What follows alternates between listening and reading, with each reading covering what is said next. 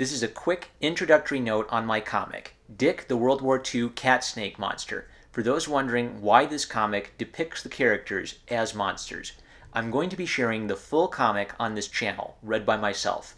I'll also explain how you can do this comic project yourself, or with a group of friends or classmates. This comic was loosely inspired by stories my grandmother and grandfather told their children about their experiences in the years leading up to World War II, but that isn't how the project started out. I created this comic during a 2-hour drawing workshop as a student. The goal of the workshop was for participants to complete a finished book from beginning to end in a 2-hour class. The class began by drawing simple shapes which were transformed into monsters by handing the pieces of paper around the room for each step. I ended up with these 4 monsters and was asked to choose one to tell a story about. I chose the one on the bottom right, the flying serpent with a cat face. We were then asked to redraw that monster on a separate sheet of paper, then the monster's parents, then maternal and paternal grandparents, spending about 1 minute on each drawing. We were asked to pick one character to draw for the remainder of the class. I chose the monster who looks like an old soldier with a purple heart in the bottom left. We were then asked to imagine several scenes from the character's life out of chronological order, spending a few minutes drawing each sequence. These sequences included draw a time near the end of that character's life, which was the first one that I drew.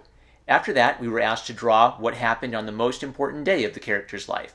What happened when they woke up on the morning of that day? A normal day in that character's life, etc. At the end of the drawing session, we had several pages of comic art giving a narrative which stretched across the character's life. We then cut the panels to create books and wrote additional narration to complement the comic art. As I drew, I naturally began to draw from loose details from my grandfather and grandmother's life experiences. Since this comic was drawn quickly in a 2-hour period, I naturally fictionalized and misremembered some things.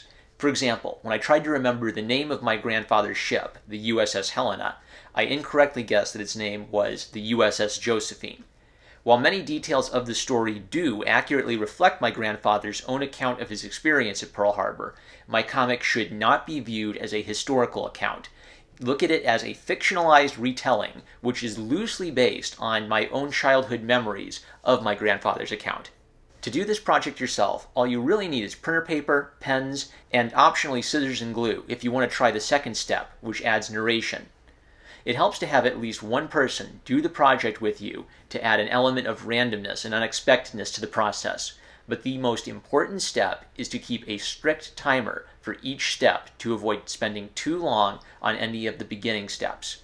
Creating the monster should take you about 1 minute each. Drawing the monster's family should take about 8 minutes total.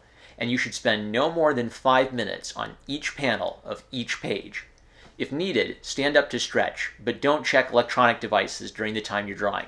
If you make a comic about a monster's family, feel free to tweet me at #1marmaduke_fan or email me at no1marmaduke_fan@gmail.com. I'd love seeing art inspired by this channel. Thank you, and I hope you enjoy the full comic.